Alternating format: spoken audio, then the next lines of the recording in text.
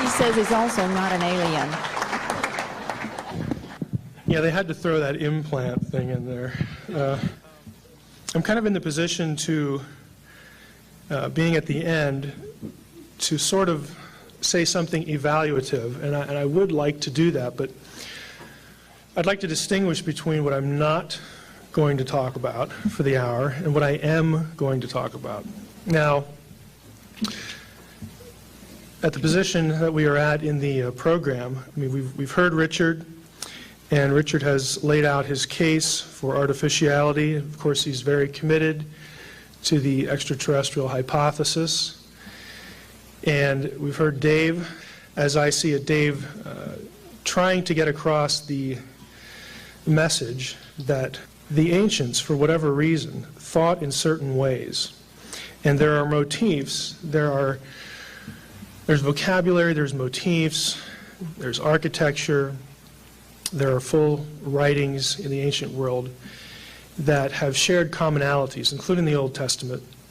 And it appears in some way that there is some sort of correspondence between Mars in mythology that runs through these mythologies and the Old Testament, and of course then as we moderns pick it up, using that and asking some of these extraterrestrial questions and as it relates to Mars. Now, it makes you want to ask, okay, you know, who's right? If Richard is right, if these are artificial structures as it relates to the bigger picture here in my own topic, if he's right, we'll bring in Paul here as well, that infers intelligence, if these are artificial structures. Now, that doesn't mean it's extraterrestrial, it means that there's intelligence.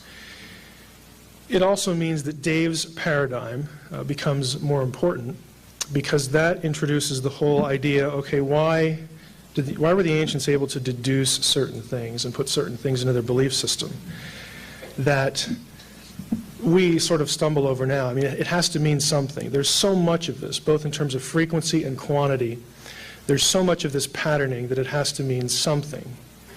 Now, if Richard's wrong, and these are not artificial, they're natural, Dave still has to come up with an explanation for why the patterning is there. Now, Richard, of course, says it's ET. Dave would say, and I checked with Dave just to make sure that I'm reading him correctly, Dave would say it's ET, okay, in quotation marks, meaning that this is a higher intelligence, but it's not alien like we would think of. Dave would prefer a supernatural explanation.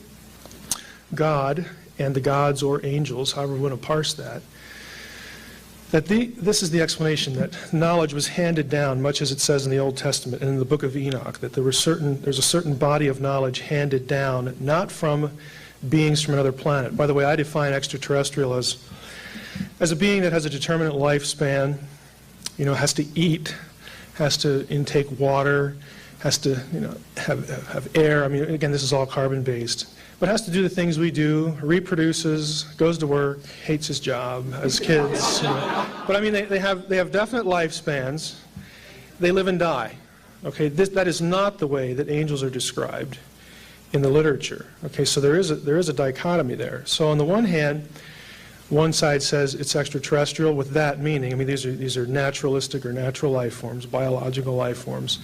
And what Dave is saying is, well, we don't need that to have an answer, because the ancients, all the way from BC through the Common Era, the rabbis, all the way back to the Canaanites, going the other direction, the Egyptians, they all share these motifs because they share a common belief, a common memory of the distant past, the primeval past.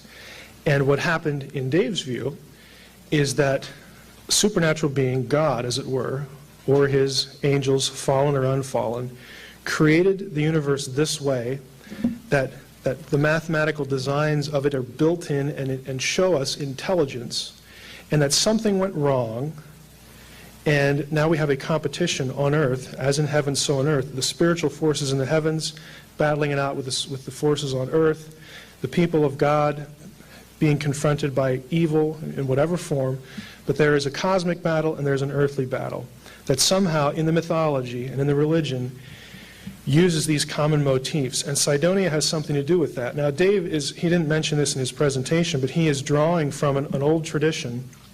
He mentioned one phrase in Ezekiel, the stones of fire. He's taking that to be planets. That is possible. That is exegetically possible. That is a motif.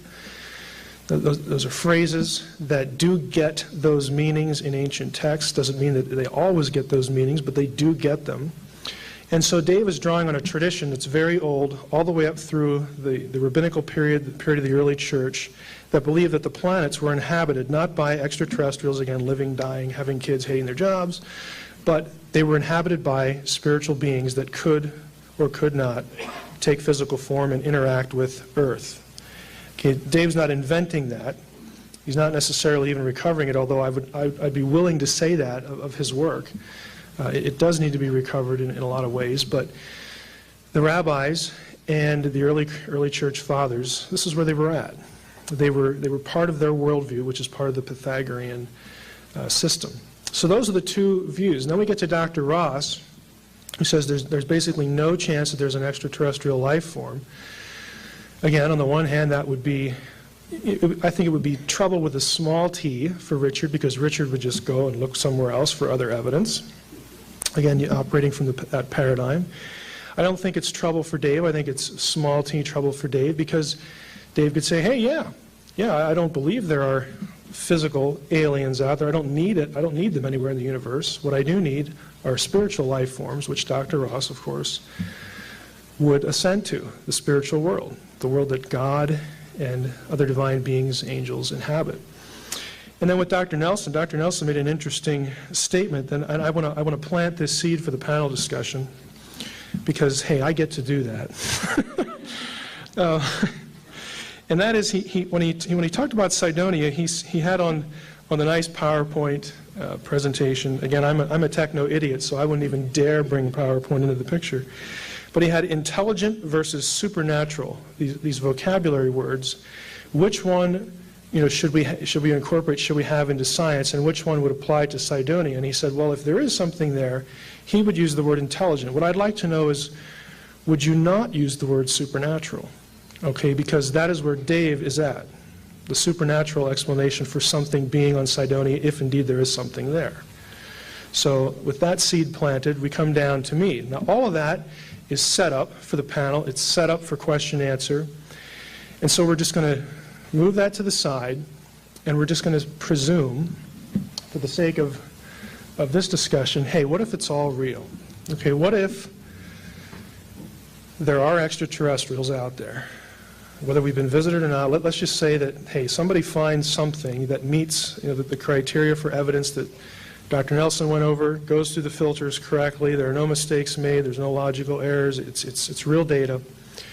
Can the Judeo-Christian worldview sustain that? Can it accommodate that? That's what I want to focus on. Let me go back to the negative side, though. Again, what I'm not going to say or cover are things like, UFOs and abductions. We're going to push that to the side. We're talking about hard sciences here, again, without the question drifting off into whether the UFO thing delves with that or overlaps with it in any way. We're just going to think, academically for the time being. And that's not to imply that people who are interested in UFOs are non-academic, but you follow what I mean.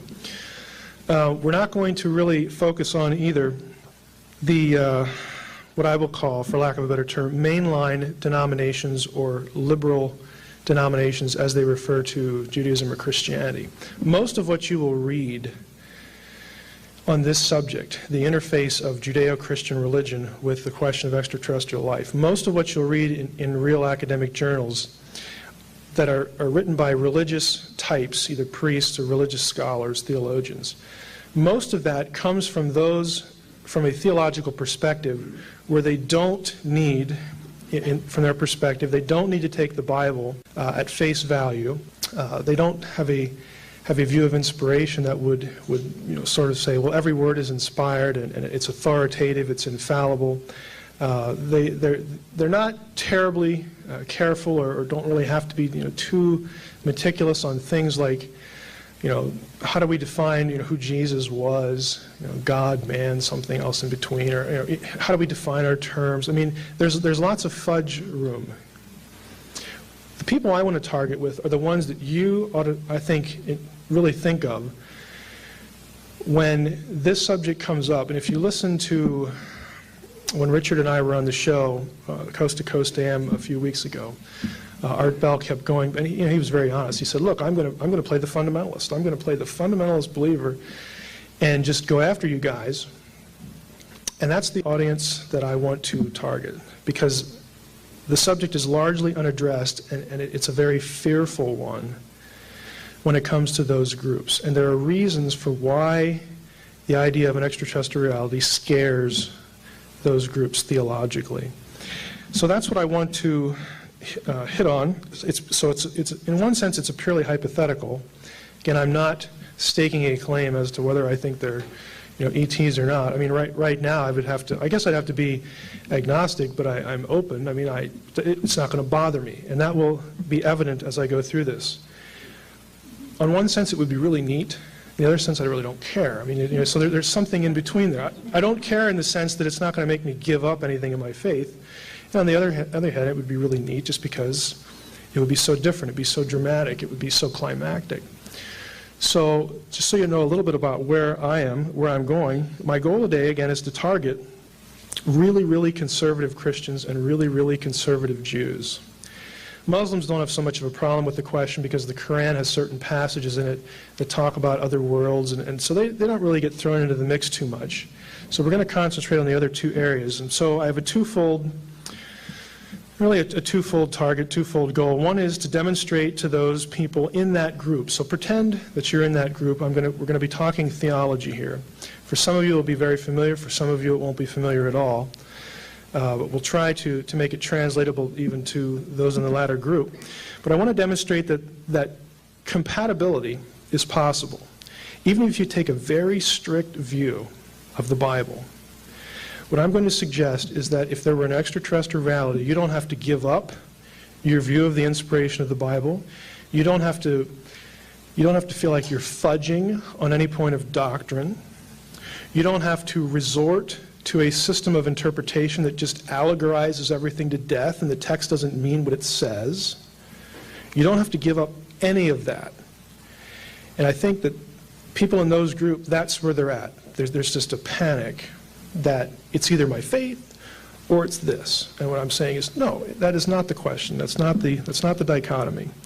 So my second goal is to demonstrate that the question in and of itself is important because people need to intelligently defend their faith. I ran across an article by Ernan McMullen, who's an internationally respected philosopher of science, who used to teach at Notre Dame, and he said, a religion which is unable to find a place for ET, or extraterrestrial persons, in its view of God and the universe, might find it difficult to command terrestrial assent in the days to come. That is, if this ever happens, if this ever is shown to be real, and the church, again, the conservative church, has put all its eggs in one basket, and the basket gets run over by a cosmic truck, okay, it's going to be in trouble if it hasn't thought through the issue. And the answer is not to dump your faith or just dilute it into nothing, where it's just meaningless. It's just, it's pablum. Okay, that is not what I'm going to propose to you today. So, getting started here, a little historical perspective. It didn't used to be this way. It might shock you that in bygone centuries, some of the leading enthusiasts for extraterrestrial life out there somewhere in the universe were Christians and were Christian theologians. Again, that is not the case today for a variety of factors. Just a quick survey. This goes all the way back to Aristotle, and I'm going to reference Michael Crow, who is a professor in the history and philosophy of science at Notre Dame as well. He has a book called The Extraterrestrial Life Debate, which is, again, a historical philosophical survey of this, so I'm borrowing some of his observations and his work there. It goes all the way back to Plato and Aristotle, who were opposed to the idea of extraterrestrials, and since many Christian theologians followed their work, followed their systems, merging philosophy and theology, many of the early Christian theologians were opposed, but around 1277, A remarkable development occurred. In that year, Etienne Tempier, the Bishop of Paris, issued a condemnation of doctrines that seemed to set limits to God's omnipotence. So this guy comes up, the bishop comes up with a list. Hey, these are the doctrines, these are teachings we don't like, that the church is forbidding because they limit God's omnipotence, his all-powerful ability. One of the propositions condemned was, quote, that the first cause, God, cannot make many worlds. So the church officially came out condemning the idea that there weren't other worlds. This was the official proclamation. This is 1277. This is back when they still believe the Bible's inspired.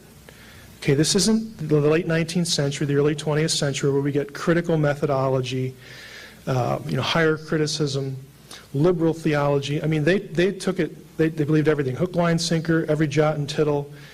They weren't about to fudge on what the text said, and they didn't have any problem with it.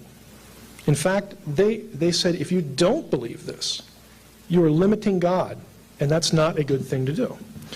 This openness led to the introduction of what Christian philosophers would call the principle of plenitude during the Renaissance. This was a philosophical, theological idea. It's not a biblical one in that you're not going to find a verse that talks about the multiplication of other worlds, and we'll get to the biblical absence of that. But it was a theological or philosophical one. Hey, God can do lots of things. He's omnipotent. He could do this.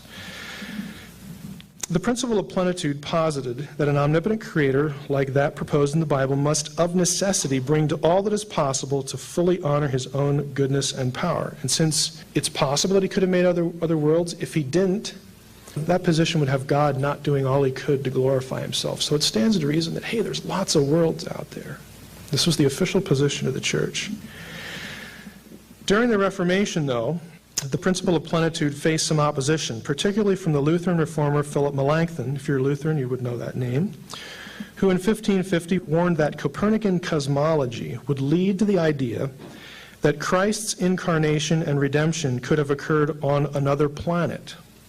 A few decades later, René Descartes disputed Melanchthon's contention that the idea of ETs was a threat to these doctrines, when he said, this is Descartes, I do not see at all that the mystery of the incarnation and all the other advantages that God has brought forth for man obstruct him from having brought forth an infinity of other great very advantages for an infinity of other creatures.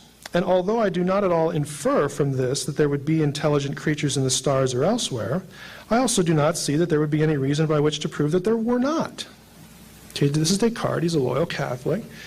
So even during the Reformation period, when some Christians are saying, hey, boy, if we say this, then, this idea of Jesus having to be crucified again for the ET on some other planet. Now that, I'm just going to tip my hand to where I'm going. That is one of what I see as 4 or 5 pseudo problems in theology. I think that is a flawed question. I think it's it's packed with flawed assumptions. But when you read the literature, when religion interfaces with the extraterrestrial question, this always comes up.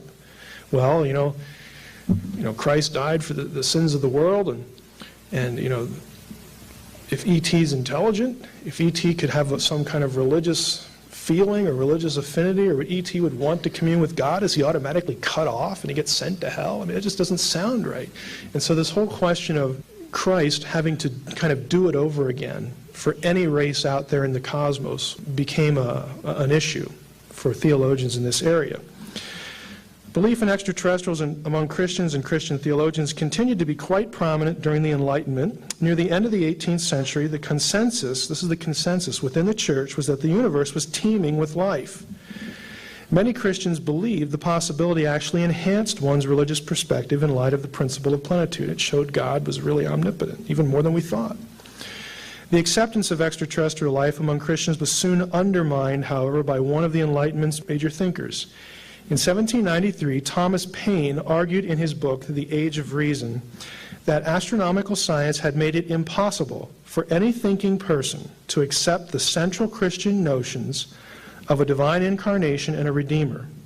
In confronting Christianity with the ET claim, Paine became a deist, that is, a person accepting a remote, impersonal God, but denying such central Christian doctrines as Christ's incarnation, that Christ was God in the flesh, and redemption. That when Christ died on the cross, it was the atoning sacrifice for the sins of the whole world. Okay, the deists didn't believe that. They believed in a God, but they didn't believe that. Now, in Paine's own words, and we're all familiar with Thomas Paine, from whence could arise the strange conceit that the Almighty should come to die in our world because, they say, one man and one woman had eaten an apple? And on the other hand, are we to suppose that every world in the boundless creation had an Eve, an apple, a serpent, and a Redeemer? In this case, the person who is irreverently called the Son of God, and sometimes God himself, would have nothing else to do than to travel from world to world in an endless succession of death with scarcely a momentary interval of life. He'd be dying all the time. And so Paine is saying, you know, this idea that there's all these worlds out there, you just cannot hold to Christian theology and believe this. He was the first one to really go after what was then the consensus view. Again, now, look at what he's assuming. He's assuming there has to be a fall. He's assuming that a fall, you know, if there was such a thing, it would be the same as on earth. He's assuming that there has to be redemption. He's assuming that there has to be incarnation. When we get to this point in a few minutes, I'm going to show that all these assumptions are flawed. Okay? But this was really a gauntlet that was laid down. In essence, what Paine was saying, look, you either have to reject the belief in extraterrestrial life or you have to reject your Christianity, period. And his opinion held sway for a long time. Now, there were people who reacted to him. Timothy Dwight, who was the president of Yale University, a very famous evangelical preacher. Thomas Chalmers, overseas, the same way, very evangelical, a very famous preacher. They objected to Paine's views, and they would debate with him in print and in sermons and things like that. But the tide was sort of turned, that this became a serious thing theologically, that you would have to dump your faith. Support for the idea of extraterrestrial life continued through the late 19th and early 20th centuries in the church, but it soon became a threat that many Christians see it to be today. With the advent of Darwinism, Christians and Jews who took the Bible's claim of a divine creator seriously began to view scientists as antagonistic to the faith, and many were. There were a lot of scientists who were very dedicated, devout Christians who accepted Darwinism. There are a lot of those today. In my own church, in Madison, Wisconsin, we have the head of the botany department, we have the head of environmental studies, we have 2 research physicists, we have at least 1 PhD student in geology, we've had 2 or 3 entomologists, PhDs go through our ranks, we've got just a pile of grad students. For some reason, they're heavily stilted toward the sciences. I mean, this is common.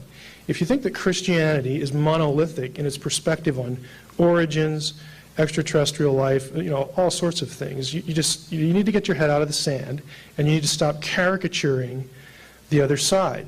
Okay, Paine was very antagonistic, and we shouldn't be that. I mean, we need to investigate the other side. And so this whole thing about injecting Darwinism into it shouldn't necessarily deter a Christian from entertaining the question of extraterrestrial life. That's going to be another problem I'll hit in a few minutes, that somehow it's gotten in our minds that if ET is out there, it proves evolution. Why? Why? But that is out there. Okay? So that Darwin came in, and so a combination of Paine and Darwin just started to essentially pummel the church in this area and drive people out. Now, a few observations.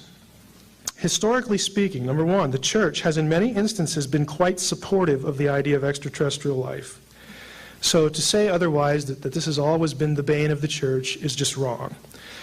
Two, the idea of extraterrestrial life did raise important theological questions within the church, like the incarnation and redemption, but these questions were not viewed by many theologians as having any significant impact at all.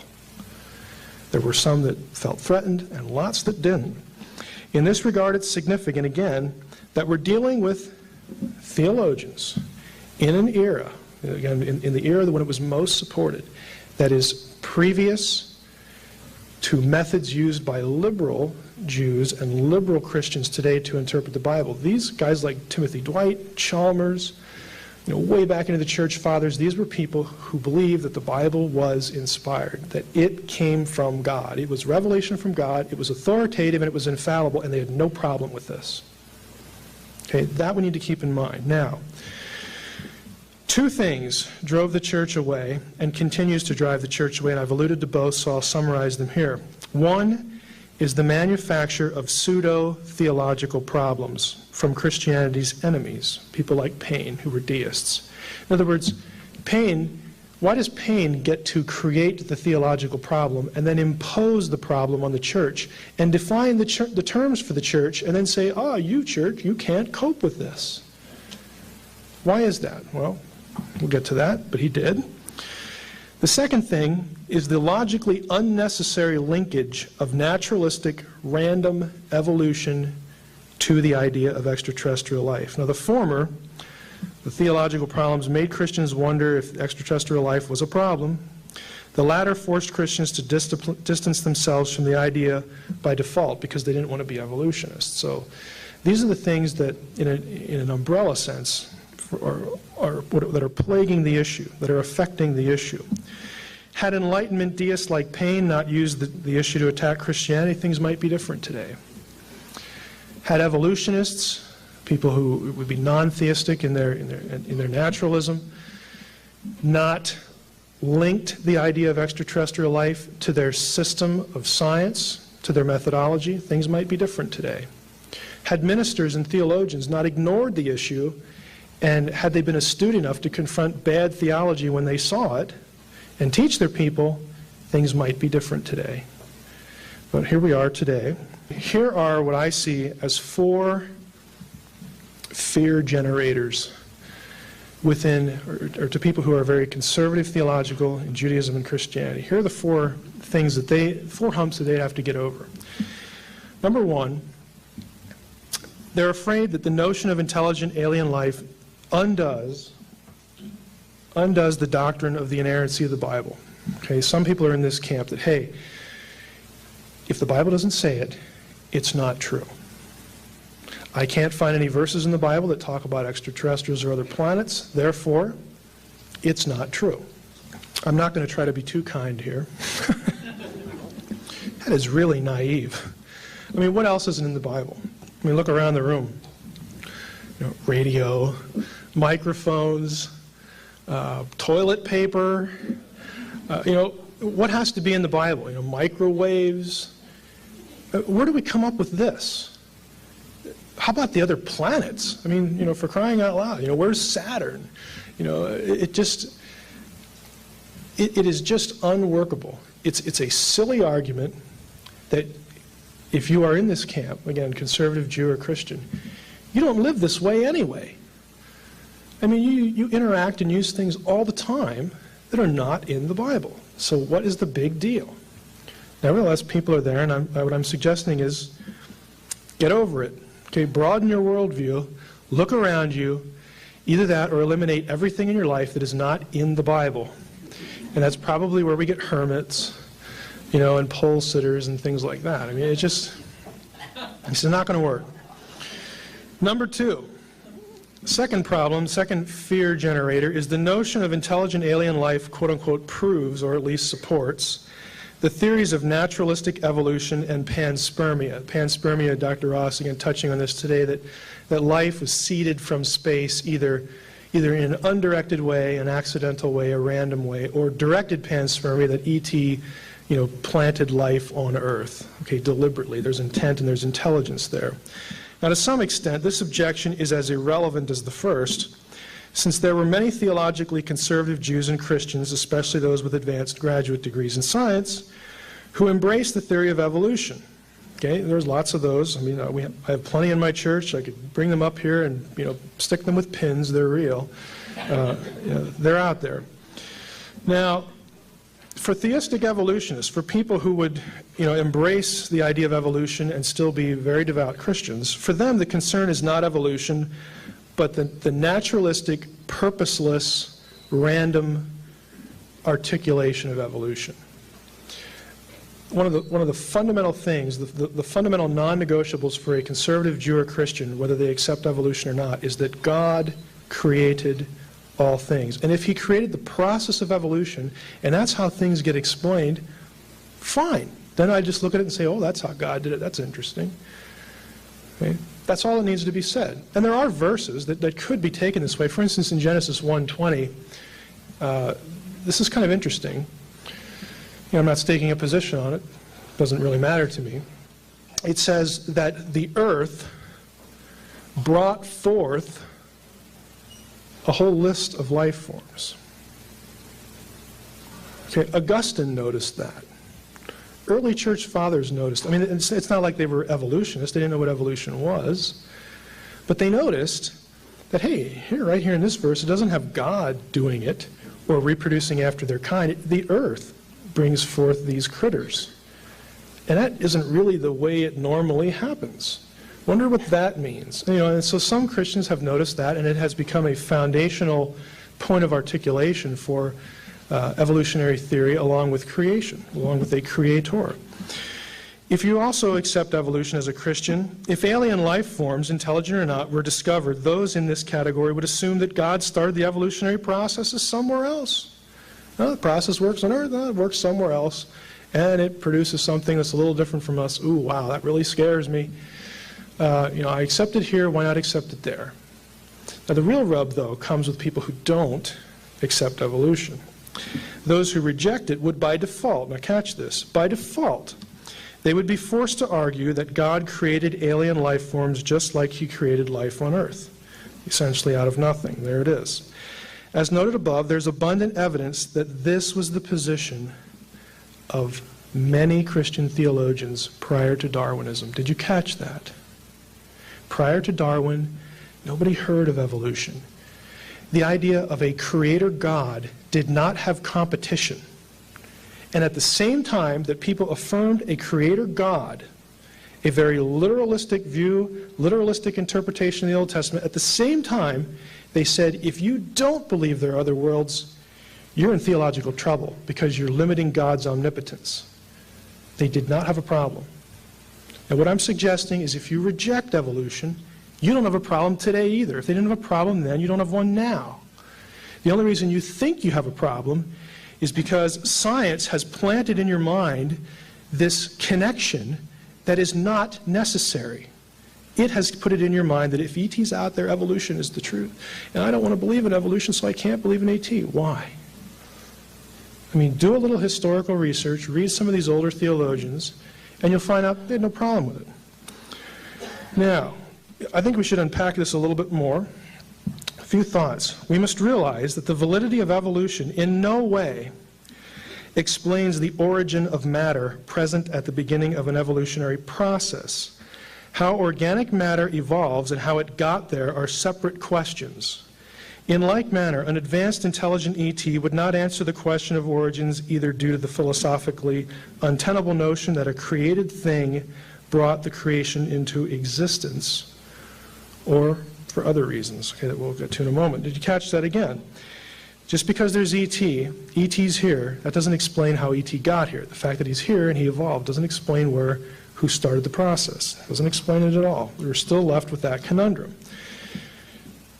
Another thought, regarding panspermia, the presence of life all over the universe would not prove evolution any more than the presence of life all over the globe.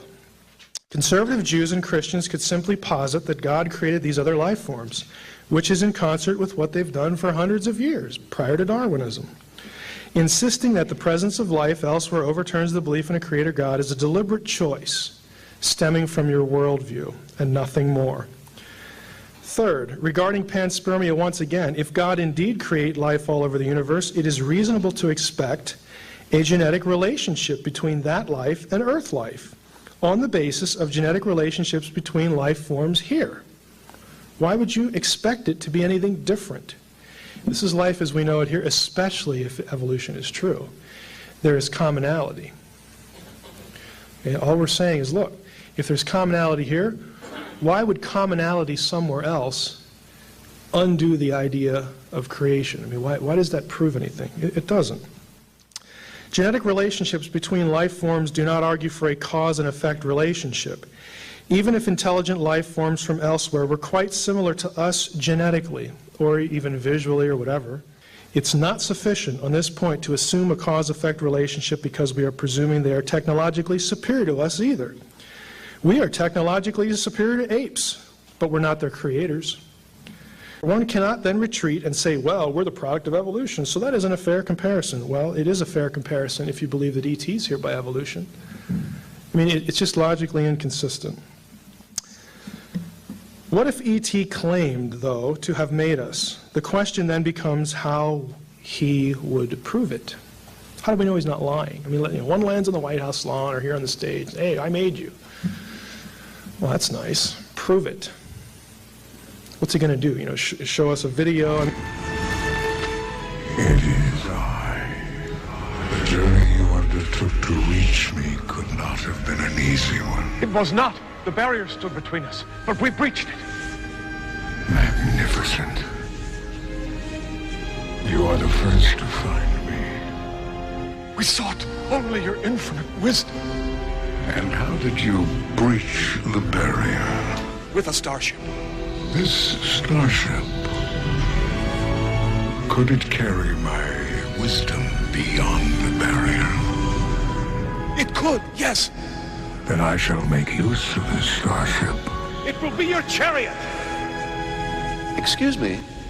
It will carry my power to every corner of creation. Excuse me, I'd just like to ask a question. What does God need with a starship? Bring the ship closer. I said, what does God need with a starship? Jim, what are you doing? I'm asking you a question. Who is this creature? Who am I? Don't you know? Aren't you God? He has his doubts. You doubt me? I seek proof. Jim, you don't ask the Almighty for his ID. Then here is the proof you seek. Now catch this. Any of the means that we would think would be persuasive to human beings, you know, something visual, you know, a past record or something like that. You know, I hate to be this flippant, but if we could fake it, do you think he's smart enough to? If we have agendas, do you think they might? I mean, if you know, Richard and others want to talk about the image of God, and we'll get there in a moment. The image of God, if it is shared, implies a whole lot of things, okay? You cannot divorce intent, motive, conscience, or seared conscience, intuition, again, any of the thought processes that go on in our minds, good or evil. Why would we assume that it's all of a sudden not in them? Again, it's an assumption that is unwarranted and frankly unprovable. You know, and I'd love to, I guess I will. You know, if E.T. were to pop here on the stage and say, hey, Mike, you know, we put you here, I would say, well, you know, a great philosopher and scientist once said, extraordinary claims require extraordinary evidence. And I would just love to throw Sagan's quote right back at an E.T. I mean, that would just make my day. So I do know what I would say if I ran into one, and if he claimed that. Now, at this point, you might be wondering, okay, if God created other life forms in the universe, would he love them? I mean, this really gets a little more serious. This is where the early church, you know, struggled a bit. Would they be fallen? Could they do evil? If so, would God redeem them? Would he take them to heaven? Would he offer them a way of salvation? In Christian language, would Christ's death also be for their sin, or would he have to be incarnated and die an ad infinitum number of times, like Thomas Paine was ridiculing? And that brings up the third issue of concern. A lot of people are worried that the notion of intelligent alien life undoes the doctrines of the incarnation of Christ and redemption. This is the way C.S. Lewis, a famous Christian author, put this. He said, if the universe is teeming with life, again, he's just stating the position, this, we are told, reduces to absurdity the Christian claim that to this one planet God came down and was incarnate for us and our salvation. Paul Davies puts it this way, of all the world's major religions, Christianity is the most species-specific. Jesus Christ was humanity's Savior and Redeemer. He did not die for the dolphins or the gorillas, and certainly not for the proverbial little green men. But what of deeply spiritual aliens? Are they not to be saved? Are we to contemplate a universe that contains perhaps 1 trillion worlds of saintly beings in which the only beings eligible for salvation are the really bad ones on earth? I mean, this is how Davies framed the question. Catholics, again, and others, see where this is going about this multiple incarnation thing, and that's what spooks them. Now, this alleged problem proceeds along a number of assumptions, all of which I believe are flawed. In Christian theology, all humans need to be redeemed, to have their moral guilt before a holy God erased and forgiven. The mechanism for this is the sacrificial death of Christ on behalf of all humanity and his resurrection. Salvation cannot be merited, but is imparted to all those who put their faith in what Jesus did. This is the gospel. As such, Davies' comments in particular show a fundamental misunderstanding of the gospel, for one thing. But be that as it may, the assumption that E.T. needs a Savior would have to be based on the prior assumption that E.T. was guilty before God. The guilt would in turn have to be incurred when and if E.T. failed a moral test, like the one put to Adam and Eve in an event called the fall. Now, some thoughts for you. The fact that E.T. is intelligent has nothing to do with his need of salvation. Adam and Eve were intelligent creatures, but did not need salvation until they sinned. E.T. would only need salvation if there was a fall for E.T. The Bible teaches that every human bears guilt before God. Since E.T. is not human, he is exempt without a fall. E.T. would not need a Savior, and so that makes the question moot. I would like to say it makes the question silly.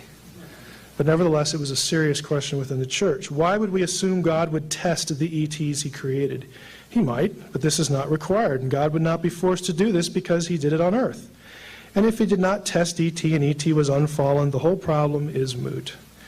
The fact that ET was a created being in God's grand creative output also does not mean that salvation is necessary. Animals don't need to be saved, yet they are part of the new heaven and the new earth at the time of the end. Angels are also intelligent created beings, and they are not included in the plan of salvation according to the Bible. If there are aliens, they may also have been excluded from the plan of salvation. One would not need to conclude from this that they, like fallen angels, would be eternally punished. They might just die and that's it. Okay? Now, on the other hand, and this is where I want to go, because I'm amazed, I'm just frankly amazed that everybody I've seen write on this subject acts like Romans chapter 8 doesn't exist. Romans chapter 8 and Colossians chapter 1 answers this question. And it's like, could someone please quote the Bible if we're talking about it? ETs, on the other hand, would be included under the atonement of Christ, but not in a spiritual salvation sense. Here's how they would be included. They would be included with everything else in the created world, the created cosmos. Romans 8. Now listen to this as I read. Paul says, "For I reckon that the sufferings of this present time are not worthy to be compared with the glory which will be revealed in us. For the earnest action itself also," catch this, "the creation itself also will be delivered from the bondage of the corruption of the fall into the glorious liberty of the children of God. For we know that the whole creation groans and travails in pain together until now." Paul says, because of what Christ did, the whole creation, every speck of the cosmos, will be made new. And you are only excluded from that if you retain moral guilt before God. If you essentially thumb your nose at God's plan for you to participate at that time. And if the angels, if ETs, whatever, if they have never become morally guilty before God, they're in. They've got the ticket. And it's by God's design. Just read your Colossians 1. Same idea. Again, I'm amazed that it's like nobody knows these passages are there.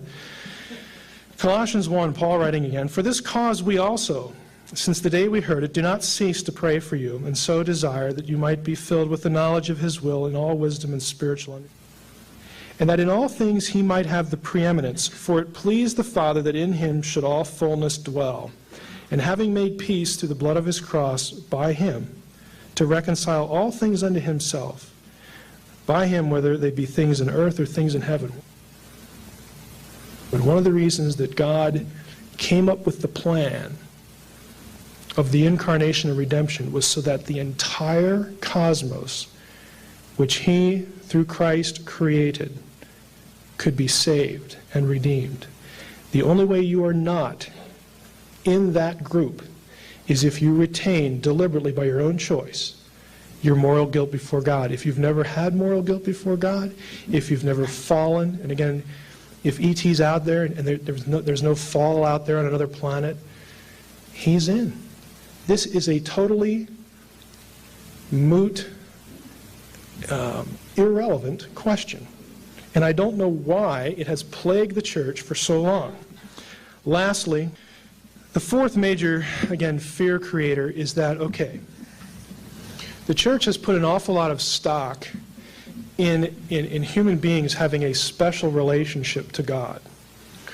And that is usually referred to by this phrase we get in Genesis, the image of God. That humankind, male and female, are created in God's image. We get this phrase. Now, the reasoning goes like this. The assumption is that the image of God refers to our intelligence, our ability to commune with God. Perhaps some theologians have said our ability to speak a language, to communicate, because the image of God separates us from animals. There's been a whole array of I can give you a list of things that people have said, well, this is the image, this is what it means. One of them, as Richard implied today, and I can't remember who he quoted, said that the image is a physical likeness. Now that's the easiest one to rule out. And I wish I knew who Richard will tell me later who the quotation comes from. Because Jesus says very plainly in John chapter 4 that God is a spirit. He does not have a body. Okay, so the image, the likeness of God, does not refer to physical form. I mean, that would take you into all sorts of gender problems too. Okay? God does not have a body. I mean, no theistic system teaches that God has a body. Now, God appears in physical form in the Old Testament and the New. If you're a Christian, you would naturally say that's Christ. There's a lot of that going on in the Old Testament as well.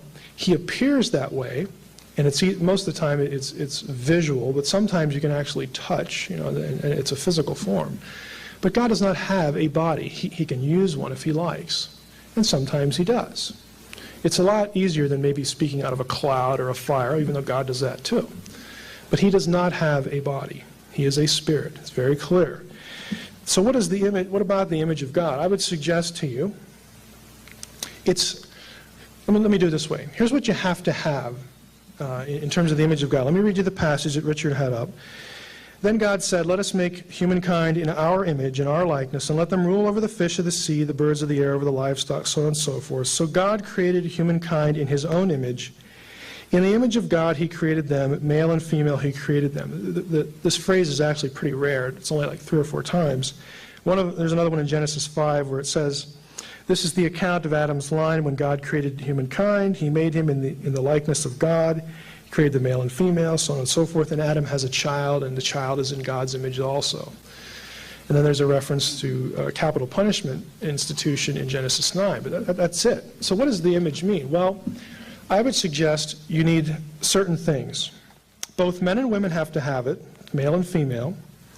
The image is that which makes humankind distinct from the rest of Genesis, the rest of all creation. There's something about the image that makes us like God. There's nothing in the text to suggest that you get it in stages. I mean, you either have it or you don't. And this is an important issue for ethics. You know, the whole abortion debate, the beginning of life, end of life, when are you a person, when do you cease to be a person? What about the field of animal cognition? It's a whole field in psychology, that animals do have intelligence. And oh, by the way, they do have communication ability. You've assumed that they don't have communication if they can't communicate from them to you. Why not across species? You're telling me that a termite colony, there's no intelligence? I mean, how do you define intelligence? If you have an animal that remembers how to do one thing that it doesn't pop out of its mother's womb knowing how to do, if you have taught it to do something and it remembers that, that has to be intelligence. And you read in this field, you get all these tests, and frankly, some of them are really funny, where they'll set up intelligence tests. They got the chicken, they've got some bug, they've got a puppy and a kitten, and then a toddler. And like the toddlers always end up failing all the tests, And, you know, it's simple repetition and memory.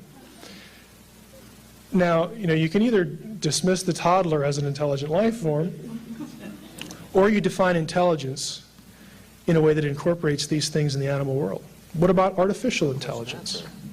You don't mind talking about it, do you, Dave? What about extraterrestrial intelligence? What about angelic intelligence? They're not human either. I mean, it just doesn't work. And so what I'd like to suggest is actually a point of Hebrew grammar, and I'm not going to have a linguistic spasm here. But as a point of Hebrew grammar, think of it this way. I'm going to tell you how the verse should be translated, but I'm going to illustrate it in English. Think of the phrase, in the image of God. Now, I don't want to sound like President Clinton, but the word in, the word in does have variation in meaning. You know, he used the word is, and we won't touch that. Okay, in. If I say, put the dishes in the sink, what do I mean? I'm talking about location. In denotes location. If I say, the pot broke in pieces, I'm not talking about location there. I'm talking about the result. Some force acted upon the pot. The result was that it became in pieces. If I say, I worked in banking, sometimes my wife wishes I did. I had to say that. I worked in education. I worked in ministry. I worked in chemistry. What do I mean? It means I worked as a banker, as a teacher, as a chemist. I worked in the capacity of a banker, a chemist, a teacher. Take that back to Genesis. And again, in Hebrew grammar, this is called, here's my linguistic spasm, forgive me. This is called the bet essentia, or the bet of predication. The word in Hebrew is the little letter B, bet in Hebrew. It's attached to the noun tselem, image. And it should be translated, God created humankind as his image. The meaning is this. It has nothing to do with intelligence or this whole list. Every human being is God's representative on earth. You function as though God were here physically. This is what theologically gives your work meaning. You should work as a human being and do the best job you can at whatever you do, because you should do it understanding that God put you there and you're supposed to do your job like he would. And it's wonderful in the sciences because there's a great theological justification for going into science. What is it? Look, you should look at science like God does. You should learn to think about it like God does. Learn what makes it tick and learn it well. You know, understand the secrets of the physical universe. Wherever you're at, you are God's representative, every human being. And that is an intrinsic quality of humanness. It has nothing to do with theology or religion, what denomination you are. You are human, you are God's imager. You are his representative. Here's the point. E.T., if he exists, is not God's representative on earth. Only humans are. Now, if God wants to make E.T. his representative on some other planet, I'm going to agree with the principle of plenitude and say, well, God, I guess you can do that. We try not to put God and can't into too many sentences. Okay? That's all we're saying. The image of God does make humanity certifiably unique. The animals are not God's representatives. The plants are not. Only human beings are. And the command, if you look in the next two verses, God puts them on earth. Be my imager on earth. He doesn't say, be my imager on Saturn, okay, or on some planet that you know, I'd tell you about, but you really wouldn't get it anyway. Okay, he says on earth. Okay, and that is the point. So it makes humankind certifiably unique among all creation, but it does not preclude in any way E.T. being intelligent. All those, you know, the whole list, intelligence, emotion, ability to commune with God, these are secondary things that help us fulfill our mission, but they do not define what the image is. They're tools to act as imagers. They are not the image itself. The image is a status on this planet. No other planet on this one. So these four things, this ongoing perpetuation of science that somehow says if ET's out there, it is deadly to a theistic worldview. You can just scrap the idea of a creator. If we find ET, the creation idea, in whatever form it takes, is toast. Okay, that's one obstacle. Two is, again, the accumulation of bogus theological worries within Christian circles. Again, I think that the problems that have been created are artificial. Before I go, I would like to throw this out. One thing that I've also noticed reading through this material is how people who want desperately to believe in extraterrestrials, for them it has become a religious faith and a religious pursuit for many of them. Listen to Dr. Frank Drake, who's famous for the Drake equation. I thought this was really interesting. I mean, his interests clearly began, this is a quote from his autobiography, as a search for a religious substitute. He says, "I've been waiting for this moment nearly all my life. Indeed, if there is anything unusual about my otherwise normal childhood, it is that I started tracing my ties to alien civilizations of intelligent life in the universe at age 8. I did this in spite of my family's fundamentalist religious beliefs and despite their scorn for fantastic ideas." It's pretty blunt. He traded one religion for another. So I started the discussion, asking the question, well, if there's an extraterrestrial reality out there, can the Judeo-Christian world accommodate it? I'd like to end it by asking this question. If evidence of intelligent extraterrestrial life never surfaces, for sure, if the astronomical odds that life is out there are never beaten, if the problem of matter creating itself is never scientifically demonstrated and made philosophically coherent, if the evidence for intelligent design of life on Earth cannot be answered by appeal to ET designers, then will the scientific materialists who look for the blessed hope of ET be able to sustain their belief system? Thanks.